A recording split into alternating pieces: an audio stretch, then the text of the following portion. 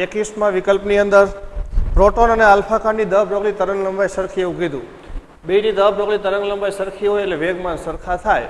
હજી શું પૂછ્યું એ પછી આગળ. હાલો હવે તમને શું કીધું હોય તો તેમના વેગનો ગુણોત્તર ખાલી જગ્યા થશે. આ બેના વેગનો ગુણોત્તર આપણે શોધવાનો. કેનો કેનો? પહેલા તમને સિક્વન્સ પ્રોટોન પહેલા છે એટલે પ્રોટોન એટલે વી ઓફ પ્રોટોન, પ્રોટોનનો વેગ અને આલ્ફા કણના વેગનો ગુણોત્તર શોધવાનો કીધો. જો બેના વેગમાન તો સરખા જ છે. હવે આ વેગમાનની અંદર જ કિંમત મૂકી દઈએ આપણે. વેગમાન એટલે દળ ગુણ્યા વેગ બરાબર. તો જો આલ્ફા કણનું વેગમાન તો આલ્ફા કણનું દળ ગુણ્યા આલ્ફા કણનો વેગ બરાબર. પ્રોટોનનું વેગમાન પ્રોટોનનું દળ ગુણ્યા પ્રોટોનનો વેગ. હાલો તમારે શોધવાનું છે પ્રોટોનનો વેગ છેદમાં આલ્ફા કણનો વેગ. એટલે આને આ બાજુ લઈ જાઓ અને આ બાજુ લઈ લ્યો.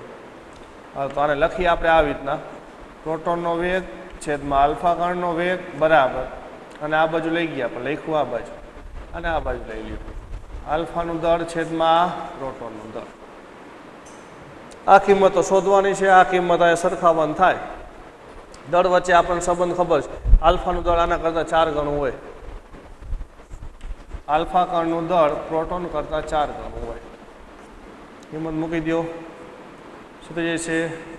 4mp છેદમાં mp બે કેન્સલ. તો પ્રોટોનનો વેગ છેદમાં આલ્ફા કણનો વેગ બરાબર 4. ગુણોત્તર તમને 4 મળશે. 4/1 એટલે કે ડી. ચલો 22મો વિકલ્પ. m0 જેટલું સ્થિર દળ ધરાવતા અને શૂન્યાવકાશમાં પ્રકાશની ઝડપ જેટલા વેગથી ગતિ કરતા કણ માટે દ બ્રોગલી તરંગ લંબાઈ ખાલી જગ્યા હશે. કણની દ બ્રોગલી તરંગ લંબાઈ એટલે વળી પાછી આ જ કિંમત શોધવાની કીધી બરાબર. પણ તમને આની અંદર જે પૂછ્યું છે ને એ આ ચેપ્ટરમાં આપણે જે આવ્યું છે એમાં એ સમીકરણ નથી આવ્યું. એ નવા સૂત્રનો ઉપયોગ થયેલો છે. એક સાપેક્ષવાદનું સમીકરણ છે. મેં લખ્યું હતું આગળ એકવાર ફોટોનના દળ માટેનું બરાબર. તમને એમ કીધું m0 જેટલું સ્થિર દળ ધરાવતા અને શૂન્યાવકાશમાં પ્રકાશની ઝડપ જેટલા વેગથી ગતિ કરતા. એટલે કોઈ એક કણ એ સ્થિર હોય ત્યારે એનું દળ 22મો વિકલ્પ. સ્થિર હોય ત્યારે એનું દળ આટલું હોય m0 સ્થિર દળ. જ્યારે એનો વેગ 0 હોય ત્યારે આટલું દળ બરાબર. હવે તમને એમ કીધું છે કે આ કણ છે ને શૂન્યાવકાશમાં પ્રકાશની ઝડપ જેટલા વેગથી ગતિ કરે છે. એટલે આ કણ ગતિ કરે છે એનો વેગ કેટલો છે? તો એનો વેગ પ્રકાશના વેગ જેટલો. શૂન્યાવકાશમાં એ પ્રકાશના વેગ જેટલા વેગથી ગતિ કરે છે. કણનો વેગ આટલો. હવે જ્યારે આટલા વેગથી ગતિ કરે ત્યારે એનું દળ આટલું નથી. સામાન્ય રીતે પ્રચલિત ભૌતિક વિજ્ઞાન અનુસાર સ્થિર પદાર્થ હોય કે ગતિ કરતો પદાર્થ હોય એનું દળ અચળ રહે. પણ આઇન્સ્ટાઈનના સાપેક્ષવાદ મુજબ જ્યારે કોઈ પણ કણ કે કોઈ પણ પદાર્થ પ્રકાશના વેગની નજીકમાં ગતિ કરવા માંડે એટલે એનો વેગ છે 10⁶, 10⁷, 10⁸ તો થાય જ નહીં બરાબર. 10⁶, 10⁷ લગી જ્યારે ગતિ કરે ને ત્યારે એનું દળ બદલાવા માંડે. સાપેક્ષવાદનો સિદ્ધાંત છે. એટલે દળ બદલાય તો શું થાય? તો દળનું ઉર્જામાં રૂપાંતર થાય.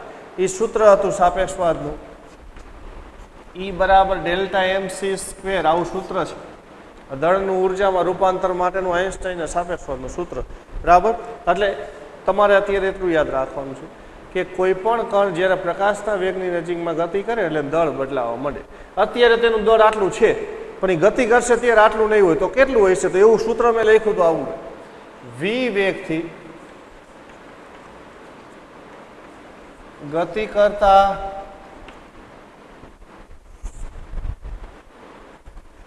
કણનું દળ m બરાબર m0 છેદમાં √1 - v² છેદમાં c². m એટલે ગતિ કરતો હોય ત્યાંનું દળ. m0 એટલે સ્થિર હોય ત્યાંનું દળ. એટલે આ બે દળ સરખા નથી. પદાર્થ ગતિ કરે અને સ્થિર હોય ત્યારે એનું દળ જુદું જુદું છે. ક્યારે કેટલું હોય છે આ સૂત્રમાં કિંમત મૂકો ખબર પડી જાય. કેટલા વેગથી ગતિ કરે એ પ્રમાણ થાય. જો એનું સ્થિર દળ તમારે જોતું હોય તો વેગ 0 કરી નાખો, વેગ 0 કરશો ને એટલે આપત 0 થઈ જાય, આપત 0 થઈ જાય એટલે વર્ગમૂળમાં 1 નું વર્ગમૂળ 1 એટલે m0 બરાબર m. એટલે સ્થિર હોય ત્યારે આ m0 બરાબર m જ થઈ જશે. પણ હવે તમને આમાં એમ કીધું છે કે કણ છે એ આટલા વેગથી ગતિ કરે, પ્રકાશના વેગથી ગતિ કરે, આટલા વેગથી. તો ત્યારે તમારે એનું દળ પહેલા વિચારવું હોય ને તો દળ આટલું થાય, m બરાબર m0 છેદમાં √1 માઇનસ વેગ કેટલો છે પ્રકાશના વેગ જેટલો, તો v² બરાબર શું થાય c², એટલે c² છેદમાં c². જો આ v ની કિંમતને મૂકી, v ની કિંમત છે c એટલે v² બરાબર c², c² છેદમાં c² એટલે 1. તો m0 છેદમાં √1 માઇનસ c² છેદમાં c² એટલે 1, 1 માઇનસ 1 તો 0, 0 નું વર્ગમૂળ 0, તો m0 ના છેદમાં 0 આવું થાય. 1/0 ટેન્ડ્સ ટુ ઇન્ફિનિટી, એટલે આનું દળ ઇન્ફિનિટિવ ગણાય. તમને જે અત્યારે કણ કીધો ને આટલા વેગથી ગતિ કરતો કણ, એ શક્ય જ નથી. એટલે તમે જો આ ગણતરી એટલે જ કરી, એટલે તમે એટલા વેગથી ગતિ કરાવો ને તો દળ ઇન્ફિનિટી થઈ જાય, એટલે એ વાસ્તવમાં શક્ય છે જ નહીં. પ્રકાશના વેગથી કોઈ ગતિ કરી શકે જ નહીં, બરાબર. તો અત્યારે જે કણ ગતિ કરે છે એનું દળ આટલું છે. હવે તમને શું શોધવાનું કીધું છે, તો તમારે શોધવાની દ બ્રોગલી તરંગ લંબાઈ, બરાબર. તો દ બ્રોગલી તરંગ લંબાઈ લેમડા બરાબર h/p. હાલો તો એના બરાબર શું લખશું, h/p એટલે mv. દળ ગુણ્યા વેગ, દળ ઇન્ફિનિટિવ છે, વેગ આટલો છે, તો આમનું થઈ જાય h ના છેદમાં ઇન્ફિનિટિવ. દળ ઇન્ફિનિટિવ છે, ઇન્ફિનિટિવ ગુણ્યા ગમે એટલી સંખ્યા કરો એટલે ઇન્ફિનિટિવ. 1/∞ tends to 0. તો એની દ બ્રોગલી તરંગ લંબાઈ 0 થાય. આપેલ કણની દ બ્રોગલી તરંગ લંબાઈ 0 થાય. કેમ? કારણ કે આપેલ કણનું દળ ઇન્ફિનિટિવ છે એટલે. તો એની દ બ્રોગલી તરંગ લંબાઈ તમને મળશે નહીં, 0 એટલે નહીં મળે. તો એમાં શું આવશે, બી 0. ચાલો 23મો વિકલ્પ, ધાતુની સપાટીવાળા ફોટો ઇલેક્ટ્રિક સેલ પર, એટલે ફોટો ઇલેક્ટ્રિક સેલ એટલે ઓલી લિનાર્ડના પ્રયોગમાં આપણે જે ઓલી પ્રાયોગિક ગોઠવો નથી ને, એ ફોટો ઇલેક્ટ્રિક સેલ એના જેવી જ રચના આવે, બરાબર. એ જ રચના તમે સમજો. ફોટો ઇલેક્ટ્રિક સેલ પર 40 સેન્ટીમીટર કેન્દ્ર લંબાઈ ધરાવતા બહિર્ગોળ લેન્સ વડે સૂર્યનું પ્રતિબિંબ પાડતા I જેટલો ફોટો ઇલેક્ટ્રિક પ્રવાહ મળે છે. એટલે એ જે લિનાર્ડના પ્રયોગની ગોઠવણ હતી એની અંદર ફોટો સંવેદી સપાટી હતી જેના ઉપર આપણે પ્રકાશ આપાત કરતા હતા, એના ઉપર આપણે પ્રકાશ આપાત કરી છે. હવે સૂર્યપ્રકાશ આપાત કરવાનો, બરાબર. પછી સૂર્યપ્રકાશ તમને કીધું, સૂર્યપ્રકાશ એમ આપાત નથી કરવાનો, લેન્સની મદદથી સૂર્યપ્રકાશને કેન્દ્રિત કરવાનો છે.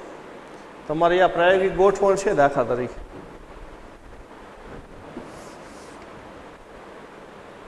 ત્રેવીસમો વિકલ્પ, એની અંદર આવી શૂન્યવકાશિત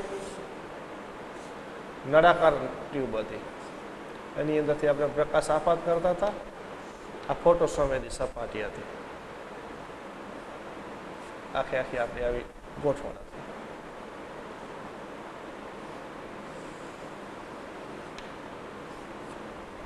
પછી આને આપણે વોલ્ટેજ આપતા હતા પ્લસ માઇનસ, અને આપણે કલેક્ટર કીધું હતું. ફોટો સંવેદી સપાટી સી, આના ઉપર પ્રકાશ આપાત થાય એટલે અહીંયાથી ઇલેક્ટ્રોન ઉત્સર્જિત થાય, ઉત્સર્જાયેલ ઇલેક્ટ્રોન આમ ગતિ કરે, બરાબર. તમે આને ધન વોલ્ટેજ આપ્યું તો સમજી લો પ્લસ ને માઇનસ આવશે. એ ઇલેક્ટ્રોન છે આમ ગતિ કરશે ને પ્રવાહ રચાય છે. પ્રવાહ માપવા માટે સમજી લો એમીટર રાખ્યું, માઇક્રો એમીટર હોય, માઇક્રો એમ્પિયરમાં પ્રવાહ મળે, બરાબર. હવે તમને શું કહેવામાં આવ્યું છે કે ધાતુની સપાટીવાળા ફોટો ઇલેક્ટ્રિક સેલ પર, આ સમજી લો ને, આ ફોટો ઇલેક્ટ્રિક સેલ એટલે આ જ રચના થાય, બરાબર. એમાં થોડોક સુધારો વધારો કર્યો, પણ આ જ રચના સિદ્ધાંત. સેલ ઉપર 40 સેન્ટીમીટર કેન્દ્ર લંબાઈ ધરાવતા બહિર્ગોળ લેન્સ વડે સૂર્યનું પ્રતિબિંબ પાડતા. એટલે સૂર્યપ્રકાશ તમારે અહીંયા આપાત કરવાનો, આ જે પ્રકાશ તમે અહીંયા આપાત કરો ને એ સૂર્યપ્રકાશ આપાત કરવાનો, પણ લેન્સ વડે સૂર્યપ્રકાશને કેન્દ્રિત કરવાનો છે, બરાબર. હવે તમારે સમજો કે આના ઉપર જેવો પ્રકાશ આપાત થાય એ પ્રકાશ વધારે આપાત થતો હોય, જો આપણો સિદ્ધાંત, વધારે તીવ્રતાનો પ્રકાશ આપાત કરો તો પ્રવાહ વધે, ઓછી તીવ્રતાનો પ્રકાશ આપાત કરો તો પ્રવાહ ઓછો થાય. પછી બીજું, વધારે આવૃત્તિનો પ્રકાશ આપાત કરો તો સ્ટોપિંગ પોટેન્શિયલ વધે, ઓછી આવૃત્તિનો પ્રકાશ આપાત કરો તો સ્ટોપિંગ પોટેન્શિયલ ઘટે. આ આપણા તારણો હતા, બરાબર. હાલો, હવે હું શું કરું છું, આ ધાતુની સપાટી જે હું ખાલી દોરી નાખું અહીંયા, આ ધાતુની સપાટી, આ સપાટી ઉપર પ્રકાશ તમારે વધારે ઓછો આપાત કરશો ને એ પ્રમાણે અહીંયા પ્રવાહ આ પરિપથની અંદર મળે. હું ખાલી સપાટી બહાર દર્શાવું, બરાબર. સૂર્યનો પ્રકાશ છે આના ઉપર કેન્દ્રિત કરવાનો હોય, સૂર્યનો પ્રકાશ આમાં આવે,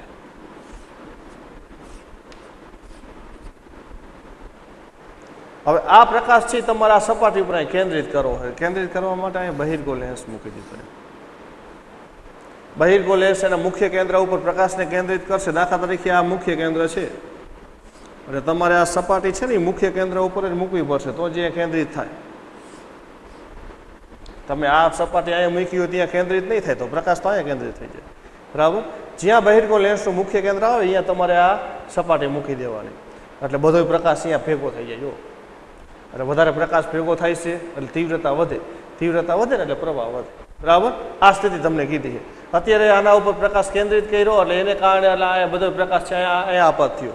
આકૃતિ આ છે પણ એને સમજવા માટે સૂર્યપ્રકાશ આમાં કેન્દ્રિત થાય એના માટે મેં આવી અલગ આકૃતિ દર્શાવી. લેન્સ વડે સૂર્યપ્રકાશને આવી રીતના કેન્દ્રિત કર્યો એને કારણે પ્રવાહ રચાય, બરાબર. હવે આગળ શું કીધું તમને, એને કારણે જે પ્રવાહ રચાય ને પ્રવાહ આય છે. આ સ્થિતિની અંદર જે ફોટો ઇલેક્ટ્રિક પ્રવાહ રચાય છે, ફોટો ઇલેક્ટ્રિક પ્રવાહને આપણે સ્મોલ આઈ કહેતા હતા, આ સમજો.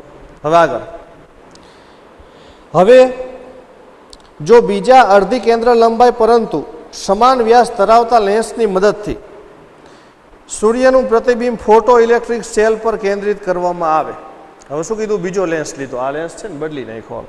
એ બીજા લેન્સમાં શું ફેરફાર કર્યો હતો, અડધી કેન્દ્ર લંબાઈ, આના કરતાં અડધી કેન્દ્ર લંબાઈ. અડધી કેન્દ્ર લંબાઈ હોય એટલે આમાં સમજી લ્યો કે આની 40 સેન્ટીમીટર કેન્દ્ર લંબાઈ હતી એટલે આ 40 સેન્ટીમીટર, તો અડધી કેન્દ્ર લંબાઈ વાળો લેન્સ થયો ને અહીંયા પ્રકાશ કેન્દ્રિત કરે અહીંયા અડધે, બરાબર. હાલો પછી આગળ, અડધી કેન્દ્ર લંબાઈ પરંતુ સમાન વ્યાસ ધરાવતા, એટલે લેન્સ તમારે આવડો જ લેવાનો છે, લેન્સમાં ફેરફાર કરવાનો નથી. વ્યાસ એવડો જ, એનું દર્પણ મુખ એવડું જ. પેલો લેન્સ જેવડો હતો એવડો ને એવડો બીજો લેન્સ, હા, પણ પહેલા લેન્સ અને બીજા લેન્સની કેન્દ્ર લંબાઈ એક સરખી નહીં, બરાબર. કેન્દ્ર લંબાઈમાં ફેરફાર તમે દ્રવ્યમાં ફેરફાર કરીને કરી શકાય. પરિમાણ નહીં બદલવાનું, ત્રિજ્યા વ્યાસ બદલવાનો નથી, તમારે ખાલી એની કેન્દ્ર લંબાઈ જ અડધી કરવાની છે, બરાબર. સૂર્યનું પ્રતિબિંબ ફોટો ઇલેક્ટ્રિક સેલ પર કેન્દ્રિત કરવામાં આવે તો મળતો ફોટો ઇલેક્ટ્રિક પ્રવાહ ખાલી જગ્યા થશે. બીજો લેન્સ લીધો, બીજા લેન્સની મદદથી વળી આ જ પરિસ્થિતિ. દાખલા તરીકે આ બીજો લેન્સ લીધો, બીજો લેન્સ છે અહીંયા પ્રકાશને કેન્દ્રિત કરશે, નજીકમાં છે.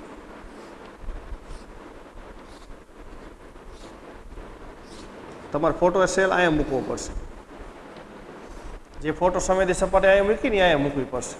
આમાં 40 સેન્ટીમીટર અને અડધી, બરાબર. પહેલા અને બીજા લેન્સમાં આટલો ફેરફાર, આની કેન્દ્ર લંબાઈ આટલી હતી, આની કેન્દ્ર લંબાઈ આટલી છે. પહેલા અને બીજા લેન્સમાં બીજી ત્રીજી અને વ્યાસમાં કંઈ ફેરફાર છે નહીં. હાલો, આ પ્રકાશ કેન્દ્રિત થવાથી જે પ્રવાહ મળ્યો એ આ છે. આ પ્રકાશ કેન્દ્રિત થવાથી વળી પાછો પ્રવાહ જે મળશે, આ અંદરની રચના તો એ જ છે, બરાબર. તો એ જે પ્રવાહ છે આ પ્રવાહ કેટલો હશે એ તમારે શોધવાનો છે, આઈ ડેશ. હવે એના કરતાં અડધો થાય કે એના જેટલો હોય કે એના કરતાં વધે છે કે એના કરતાં ઘટે છે એ તમારે કહેવાનું. હવે જો મુખ્ય આપણું તારણ, આની અંદર જે પ્રવાહ રચાય છે ફોટો સેલની અંદર, ફોટો ઇલેક્ટ્રિક અસરની અંદર જે ઓલો મહત્તમ પ્રવાહ રચાતો હતો એ મહત્તમ પ્રવાહ છે ને આપાત પ્રકાશની તીવ્રતાના સમપ્રમાણમાં હતો. તમે તીવ્રતા વધારો એટલે પ્રવાહ વધે, બરાબર. હાલો, હવે શું કર્યું છે, આમાં પ્રકાશ અહીંયા કેન્દ્રિત થયો એની તીવ્રતા કંઈક છે, આમાં પ્રકાશ કેન્દ્રિત થયો એની તીવ્રતા કંઈક છે. આ બેની તીવ્રતામાં જેટલો ફેરફાર હોય એટલો બેને પ્રવાહમાં ફેરફાર થાય. આનો પ્રવાહ આઈ છે, આનો પ્રવાહ આઈ ડેશ છે. આ આઈ એટલે તમને આપી દીધો છે આઈ, કેપિટલ આઈ. આ સ્મોલ આઈ ડેશ એટલે કેટલા એ તમારે શોધવાના છે. એના માટે તમારે આ બેની તીવ્રતા સરખાવવાની. હવે કોઈ પણ લેન્સ વડે જે પ્રકાશ કેન્દ્રિત થાય છે આ બિંદુએ કેન્દ્રિત થાય કે આ લેન્સ વડે આ બિંદુએ કેન્દ્રિત થાય, લેન્સ વડે કેન્દ્રિત થતા પ્રકાશની તીવ્રતા આ બે લેન્સના વ્યાસના વર્ગના સમપ્રમાણમાં હોય, યાદ રાખજો. એને હું આઈ કેવું પડશે, આપણે આઈ ડેશ કહી દઉં, હાલો આઈ ડેશ. લેન્સ વડે કેન્દ્રિત થતા પ્રકાશની તીવ્રતા આઈ ડેશ એના વ્યાસના વર્ગના સમપ્રમાણમાં હોય. એટલે જેનો વ્યાસ વધારે ને એ વધારે પ્રકાશને કેન્દ્રિત કરે. નાનો લેન્સ હોય ઓછા પ્રકાશને કેન્દ્રિત કરે, મોટો લેન્સ હોય વધારે પ્રકાશને કેન્દ્રિત કરે. બરાબર. તો આ લેન્સ વડે જે પ્રકાશ કેન્દ્રિત થાય છે એની તીવ્રતા, આ લેન્સ વડે જે પ્રકાશ કેન્દ્રિત થાય છે એની તીવ્રતા બેના વ્યાસ ઉપર આધાર રાખે. તો તમને એવું કીધું બેના વ્યાસ તો સરખા છે, બેની કેન્દ્ર લંબાઈ જુદી પણ બેના વ્યાસ તો કેવા રાખ્યા છે? સરખા. તો આ લેન્સ વડે જે પ્રકાશ કેન્દ્રિત થાય એ તીવ્રતા અને આ લેન્સ વડે જે પ્રકાશ કેન્દ્રિત થાય એ તીવ્રતા બે સરખી જ છે. બેની તીવ્રતા સરખી હોય તો આમાં જે પ્રવાહ મળે છે એ અને આમાં જે પ્રવાહ મળે છે એ કેવો હોય? એક સરખો જોઈએ. કારણ કે પ્રવાહ છે એ તીવ્રતા ઉપર આધાર રાખે છે અને બેમાં તીવ્રતા એક સરખી છે. બરાબર. એટલે બીજા લેન્સ માટે પ્રવાહ કેટલો મળશે? પહેલા જેટલો ને જેટલો. પહેલા આઈ મળતો હતો, બીજી વખતે આઈ મળશે. તો તમારો જવાબ પેલા જેટલો જ પ્રવાહ આઈ એટલે સી. બરાબર. પછી આ જ પ્રશ્નની અંદર હવે ફેરફાર આવી રીતના કરે કે બીજો લેન્સ છે એનો વ્યાસ અડધો કરી નાખ્યો હોય તો તમારે ગણતરી કરવી પડશે. તીવ્રતા વ્યાસના વર્ગના સમપ્રમાણમાં છે એટલે પહેલા માટે તીવ્રતા અને બીજા માટે તીવ્રતા સરખાવી પડે. એટલે આનો વ્યાસ તમે ડી લ્યો, આનો વ્યાસ તમારે d/2 લઈને આ તીવ્રતા છે ને એ સરખાવવાની. પછી તીવ્રતામાં જેટલો ફેરફાર થાય, તીવ્રતા વધે તો પ્રવાહ વધે, તીવ્રતા જેટલી ઘટે એટલો પ્રવાહ ઘટશે. ચલો આગળ 24મો વિકલ્પ. ક્વોન્ટમ યંત્રશાસ્ત્રમાં એટલે ક્વોન્ટમ મિકેનિક્સમાં કણ ખાલી જગ્યા કણ શું છે ને હાર્મોનિક તરંગના સમૂહ તરીકે રજૂ કરી શકાય. કોઈ પણ કણ હોય એને આપણે ગોતવો હોય અથવા તો એને આપણે એનું સ્થાન કે વેગમાન નક્કી કરવું હોય તો શું કરવું પડે? હાર્મોનિક તરંગના સમૂહ તરીકે એટલે કેટલાય તરંગો ભેગા કરીને તરંગ છે કોઈ પણ કણ છે એનું સ્થાન. હવે એમાં તમારે કોઈ પણ કણ છે એને શોધવો હોય તો શું જોઈએ? તો એમાં તમારે કણને શોધવો હોય ને તો એના માટે આપણે જોઈ ગયા હતા ઓલો હાઇઝનબર્ગનો અનિશ્ચિતતાનો સિદ્ધાંત આવ્યો હતો. એમાં એક તરંગ લીધું હતું આપણે, પછી ઓલું તરંગ પેકેટ લીધું. એક તરંગમાં સ્થાન નક્કી નહોતું થતું, તરંગ પેકેટમાં સ્થાન થોડુંક નક્કી થતું. એટલે તમારે સૂક્ષ્મ અણુ પરમાણુ છે એનું સ્થાન નક્કી કરવું હોય ને તો એના માટે તરંગ પેકેટ જોઈએ. તરંગ પેકેટ એટલે જુદી જુદી તરંગ લંબાઈવાળા તરંગોનો સમૂહ. તો જો તમને એક ઓપ્શન કીધો ને હાર્મોનિક તરંગના સમૂહ તરીકે રજૂ કરી શકાય. એટલે ક્વોન્ટમ મિકેનિક્સમાં કોઈ પણ દ્રવ્ય, કોઈ પણ કણ છે એનું સ્થાન નક્કી કરવું છે એના માટે તમારે તરંગ પેકેટ એટલે જુદી જુદી તરંગ લંબાઈવાળા તરંગનો સમૂહ જોઈએ. એટલે એમાં શું આવશે? એ. બરાબર. અને એ જ વસ્તુ તમને એમ કીધી હોત ને કે પ્રચલિત યંત્રશાસ્ત્રમાં કણ ખાલી જગ્યા વડે દર્શાવાય તો પ્રચલિત યંત્રશાસ્ત્રમાં ડી દળ ધરાવતો બિંદુવત પદાર્થ. બરાબર. બેમાં જવાબ જુદો જુદો આવશે. ક્વોન્ટમ યંત્રશાસ્ત્રમાં તો એ, પ્રચલિત યંત્રશાસ્ત્રમાં તો ડી. છેલ્લો વિકલ્પ 25મો વિકલ્પ. નીચે આપેલી કઈ ભૌતિક રાશિને પ્લાન્ક અચળાંકનું જ પરિમાણ છે? બીજો છેલ્લો વિકલ્પ છે એમાં શું કીધું છે? નીચે તમને ભૌતિક રાશિઓ આપી છે, બળ, કોણીય વેગમાન, ઉર્જા અને કાર્યત્વરા. બરાબર. એમાંથી પ્લાન્ક અચળાંકનું જ પરિમાણ છે. એમાંથી કઈ ભૌતિક રાશિનું પરિમાણ એટલે એકમ લઈ લેવાના એટલે મેળ આવી જશે. એટલે નીચેમાંથી કઈ ભૌતિક રાશિને પ્લાન્ક અચળાંકનું પરિમાણ કેને આવશે? કોણીય વેગમાનને. કોણીય વેગમાનનું પરિમાણ અને પ્લાન્ક અચળાંકનું પરિમાણ એક આવે. અને કોણીય વેગમાનનું સૂત્ર આવું કંઈક છે. કોણીય વેગમાન એટલે L, mvr.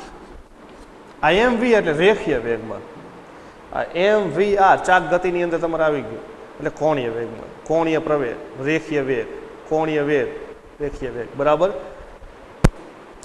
હવે તમે આનો એકમ નક્કી કરી તો જુઓ, કોણીય વેગમાનનો એકમ, દળનો એકમ કિલોગ્રામ, વેગનો એકમ મીટર પ્રતિ સેકન્ડ,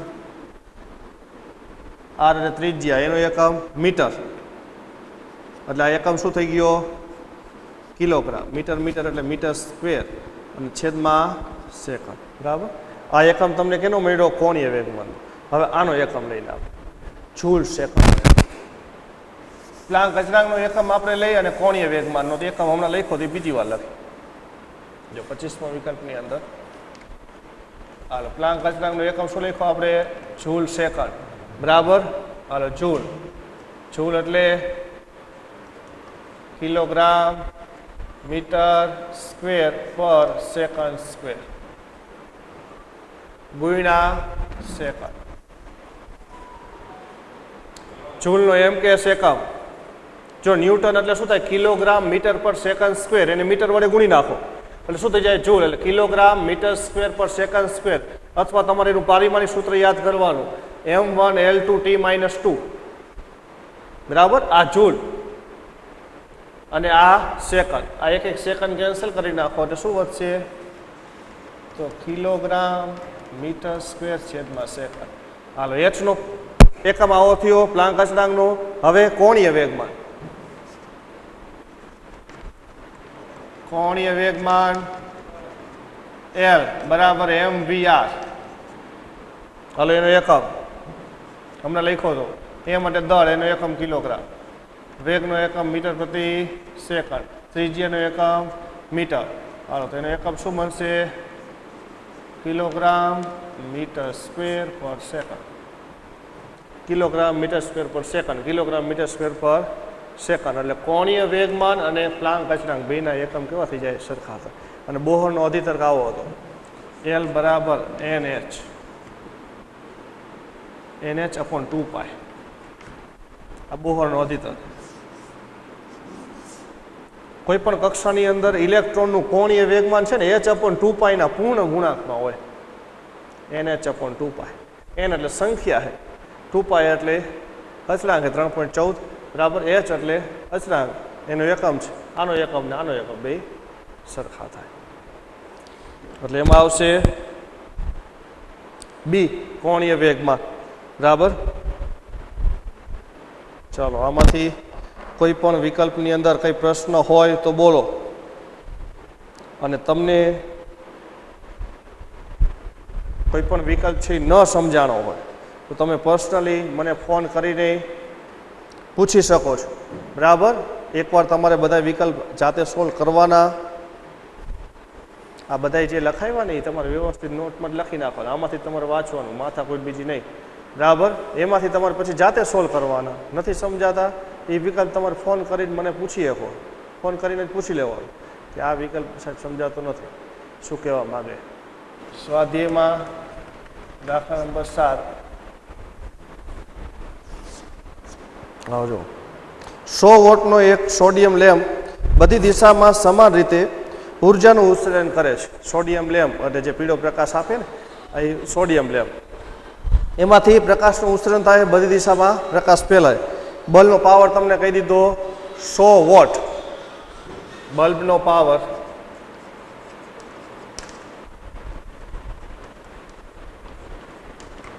100 વોટ. 100 વોટ એટલે 100 જૂલ પર સેકન્ડ. એક સેકન્ડમાં 100 જૂલ ઉર્જા વાપરે અને એનું પ્રકાશમાં રૂપાંતર કરે.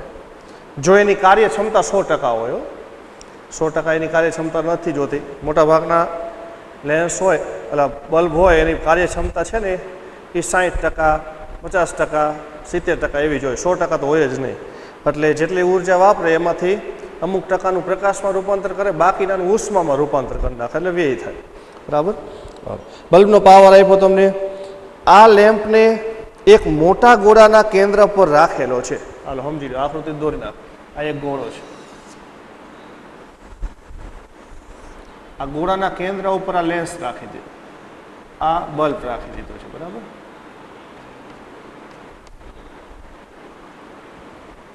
એટલે આમાંથી ઉત્સર્જાતો પ્રકાશ તો બધી દિશામાં જાય, બલ્બમાંથી ઉત્સર્જાતો પ્રકાશ ચારે દિશામાં ફેલાય.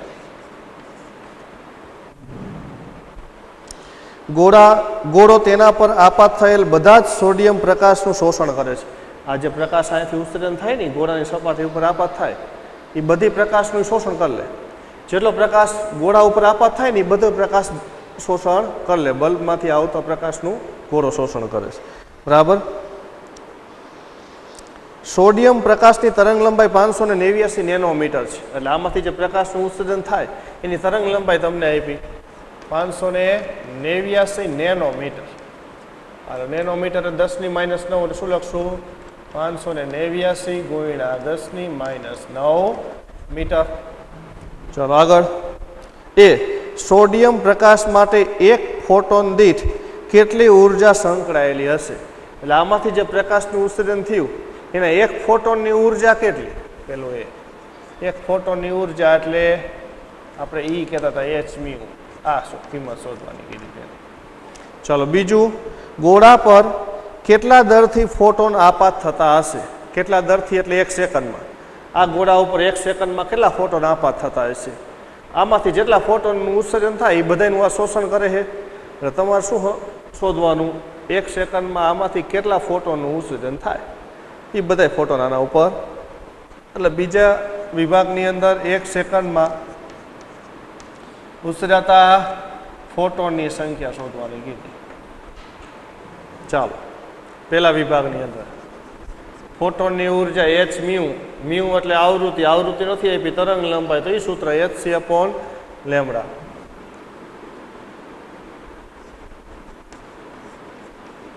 સોડિયમ પ્રકાશના એક ફોટોનની ઉર્જા E બરાબર શું લખશું? hc/λ. h-મ્યુ તરંગ લંબાઈ સ્વરૂપે. બરાબર. કિંમત આલો 6.63 ગુણ્યા 10⁻34.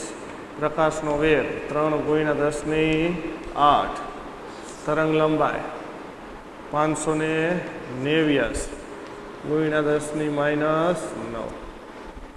આ જે ગણતરી તમારી આવે આ ઉર્જા જૂલમાં આવે, પછી એને ઇલેક્ટ્રોન વોલ્ટમાં ફેરવી નાખે.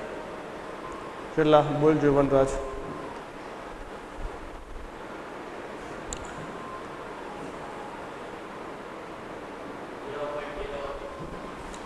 0.033 3376 ગુણ્યા 10⁻. હાલો 9 ને અંશમાં લઈ લો, -9 અંશમાં +9, 9 ને 8 17 બરાબર, +17 -34. 34 માંથી 17 જાય એટલે -17 વધશે. આટલા જૂલ થાય. હવે આપણે આને ઇલેક્ટ્રોન વોલ્ટમાં ફેરવી નાખીએ, 1.6 વડે ભાંગી નાખે કામ થાય. 0.03376 ગુણ્યા 10⁻17 ભાંગા 1.6 ગુણ્યા 10⁻19. આટલા વડે ભાંગી નાખો એટલે આ જૂલના થઈ જાય ઇલેક્ટ્રોન વોલ્ટ.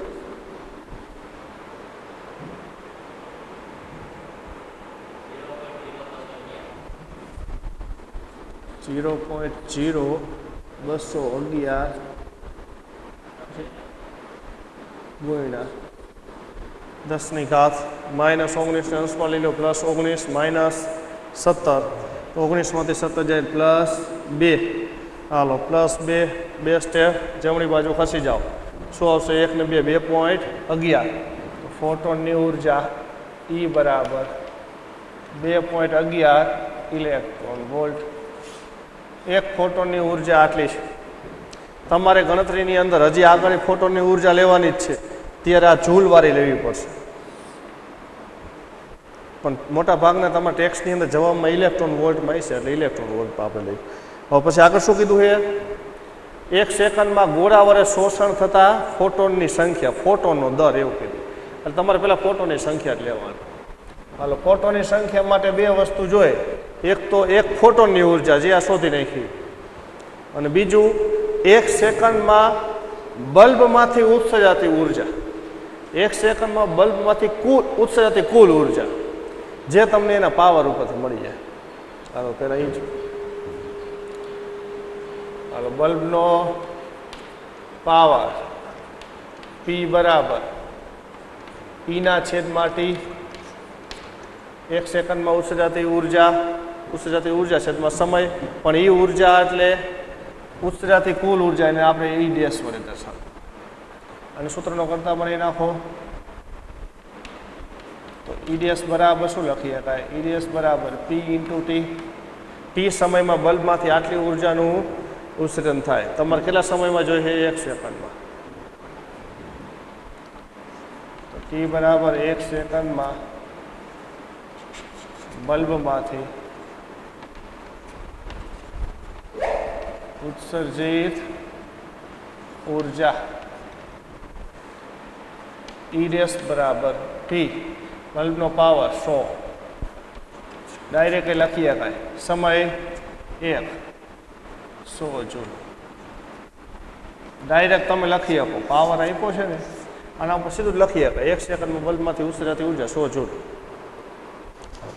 હવે ઉત્સર્જાતી કુલ ઊર્જા આ બધી ઊર્જાનું શોષણ કરે. હાલ બલ્બમાંથી ઉત્સર્જાતા ફોટોની સંખ્યા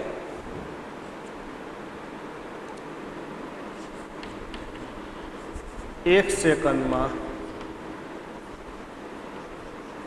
બલ્બમાંથી ઉત્સર્જિત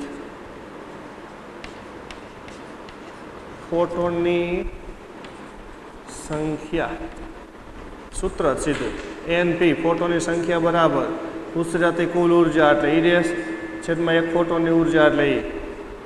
ઉત્સર્જાતી કુલ ઊર્જા એટલે આ 100 જૂલ. E એટલે ફોટોનની ઊર્જા, પણ આ ઇલેક્ટ્રોન વોલ્ટમાં નહીં લેવાની. કઈ લેવાની? જૂલમાં. એટલે આ લઈ લેવાની 0.03376 ગુણ્યા 10⁻⁻17 જૂલ. હાલો, બેનો ગુણોત્તરમાં કંઈ કરવાની જરૂર જ નથી. આ 10ની ઘાત જ કહેવાય 2. એટલે 1ને આટલા વડે ભાંગી નાખો. 1 ભાગ્યા 0.03376.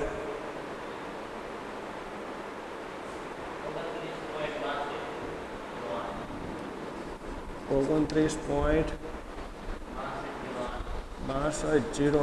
ગુણ્યા 10ની ઘાત. આ શું લીધા? 1 લીધા હતા 100. 1 વડે ભાગ્યા 100 વડે ભાગ્યા? 1 વડે ભાગ્યા ને. આ 10⁻⁻17 ને અંશમાં લઈ લો. +17 +17 10⁻2 17 ને 2 19 +19. 2 ડિજિટ લખી જવાબ લખીએ આપણે. એટલે 2.96208 ગુણ્યા 10ની ઘાત. જમણી બાજુ પૈસા 1 ઘાત વધારી નાખો. 10⁻20 ઘાત. 2 ડિજિટ લખી વળી પાછો જવાબ. હાલ આને રાઉન્ડ ઓફ કરી નાખો. 5 કરતાં નાની સંખ્યા એટલે કંઈ ફેરફાર નહીં થાય. એપ્રોક્સિમેટલી 2.96 ગુણ્યા 10⁻20 ફોટોન્સ.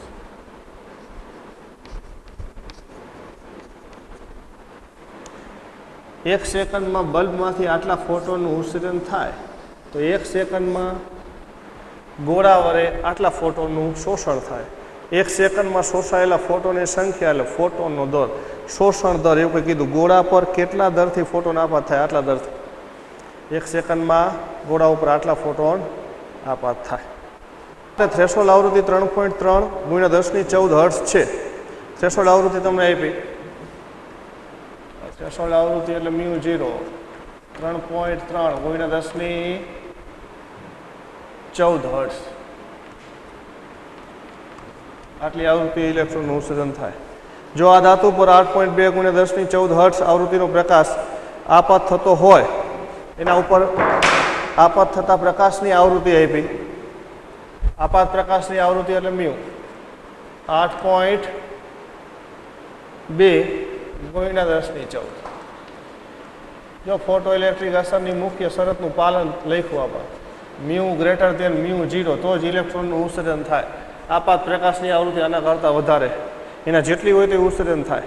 બરાબર, એના કરતાં વધારે એટલે ઉત્સર્જન થાય. ગ્રેટર ધેન ઓર ઇક્વલ એવું લખીએ. આટલા આવૃત્તિનો પ્રકાશ આપાત થતો હોય તો ફોટો ઇલેક્ટ્રિક ઉત્સર્જન માટે કટ ઓફ વોલ્ટેજનું મૂલ્ય શોધો. કટ ઓફ વોલ્ટેજ એટલે stopping potential V0, capital V0. આ કિંમત શોધવાની કીધી. સ્ટોપિંગ પોટેન્શિયલનું સૂત્ર EV0 બરાબર hμ માઇનસ hμ0. આ જો 2 આવૃત્તિ આપી છે તમને, તો એક કામ કરીએ આપણે h સામાન્ય કાઢી નાખીએ. આપણે V0 શોધવા. EV0 બરાબર h સામાન્ય, તો શું લખશું? μ માઇનસ μ0 એટલે બેની અલગથી ગણતરી કરવી ન પડે. હાલો મૂકો કિંમત, આ ઈને આમ જવા દે. હાલો V0 બરાબર h/e. હાલો અહીંયા કિંમત મૂકો, મ્યુ એટલે આપાત પ્રકાશની આવૃત્તિ 8.2 ગુણ્યા 1014. મ્યુ 0 એટલે થ્રેશોલ્ડ આવૃત્તિ 3.3 ગુણ્યા 1014. હાલો હવે આ કિંમત મૂકી દઈએ. h એટલે 6.63 ગુણ્યા 10-34 છેદમાં ઇલેક્ટ્રોનનો વિદ્યુત ભાર 1.6 ગુણ્યા 10-19. ચલો કાઉન્સમાં આ બેની ઘાત સરખી એટલે બાદ બાકી 8.2 માંથી 3.3 બાદ તો શું વધશે? કાઉન્સ લખતો નથી હવે, મતલબ ગુણ્યા. હાલો 2 માંથી 3 નહીં જાય એટલે 12 માંથી 3 જાય તો 9. 7 માંથી 3 જાય તો 4 ગુણ્યા 10-14. આની બાદ બાકી આટલી આવી. ચાલો આપો સાદરો.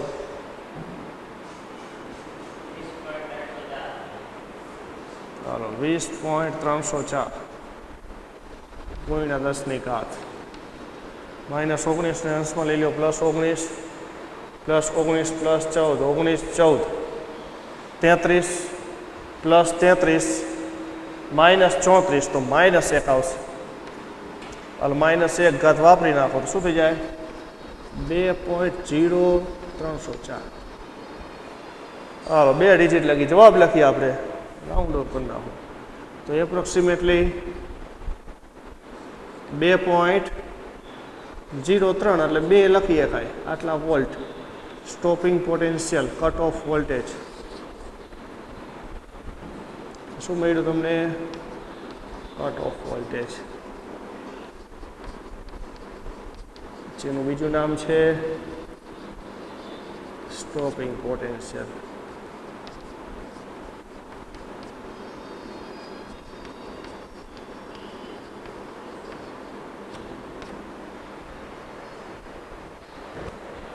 ચલો 11.9. એક ધાતુનું કાર્યવિધેય 4.2 ઇલેક્ટ્રોન વોલ્ટ છે. કાર્યવિધેય વર્ક ફંક્શન દાખલા નંબર 11.9. વર્ક ફંક્શન એટલે 50 h મ્યુ 0 4.2 ઇલેક્ટ્રોન વોલ્ટ. આવે પછી આગળ, શું ધાતુ 330 નેનોમીટર તરંગ લંબાઈના આપાત વિકિરણ માટે ફોટો ઇલેક્ટ્રોનનું ઉત્સર્જન કરશે? એટલે એના ઉપર જે પ્રકાશ આપાત કર્યો એની તરંગ લંબાઈ તમને આપી, લેમ્ડા બરાબર 330 નેનોમીટર. 330 નેનોમીટર એટલે 330 ગુણ્યા 10⁻⁹ મીટર. આ તરંગ લંબાઈના પ્રકાશ માટે ઇલેક્ટ્રોનનું ઉત્સર્જન કરશે એવું પૂછ્યું છે તમને. ધાતુને આટલી ઉર્જાની જરૂર છે ઉત્સર્જન માટે, એના ઉપર આટલી તરંગ લંબાઈનો પ્રકાશ આપાત કરવામાં આવે છે. આ તરંગ લંબાઈનો પ્રકાશ આપાત કરતા એમાંથી ઇલેક્ટ્રોનનું ઉત્સર્જન થાય છે કે નહીં એવું પૂછ્યું છે. હવે એના માટે તમારે ગણતરી કરવી પડે કે આ આપાત પ્રકાશના ફોટોનની ઉર્જા છે ને એ ઉર્જા આનાથી વધારે થાય છે અથવા આના જેટલી થાય તો ઉત્સર્જન થાય, આનાથી ઓછી થાય તો ઉત્સર્જન થાય નહીં. એટલે આ ફોટોનની ઉર્જા આપણે શોધી રાખી.